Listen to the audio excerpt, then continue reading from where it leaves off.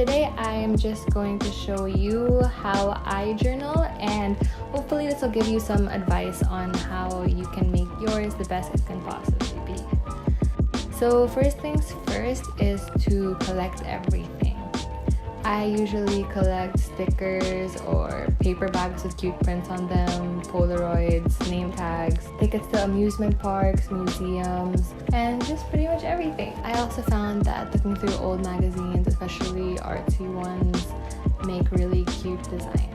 Next up is color scheme or having a theme. It makes everything just look nicer and cohesive. It makes everything look less cluttered also. What I do is I have a few colors I like sticking to per spread, and so like these 2 pages have like blue and yellow or all pastels, something like that.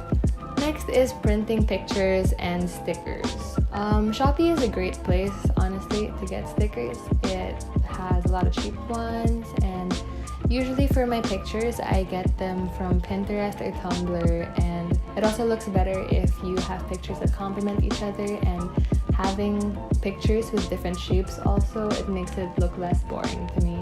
Next up is don't forget to add color, and I feel like for it not to be boring, you can highlight or write with different colored pens or paint.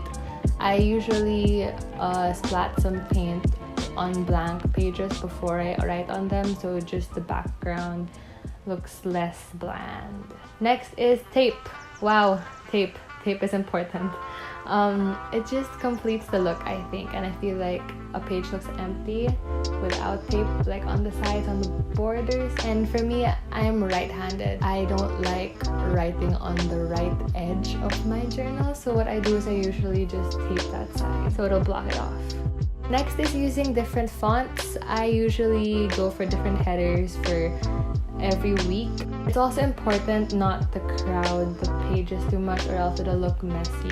So I like making about like 4 columns in my journal rather than just having one giant paragraph. Next is to actually make stuff useful in your journal. I usually put calendars, trackers for my workouts or walking my dogs or watering my plants, and it also makes me remember everything I have to do in that month or week.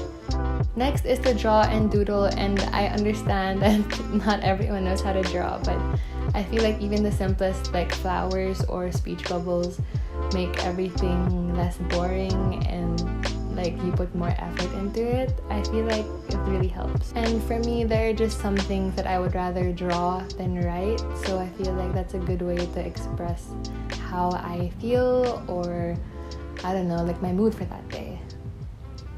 Don't forget to write what you want to remember, the good ones and the bad, and stuff that you'll find interesting to look back on. Like I've had a journal for years, and reading like ones from 2014 are really like, wow, I used to think this way, who is this person? And lastly, I think it's just to personalize it. It's yours, make it yours. Say how you feel, make friends write on it, put pictures of yourself, of your friends, of the trips you go on, of flowers. I usually put pressed flowers that I find like in different countries.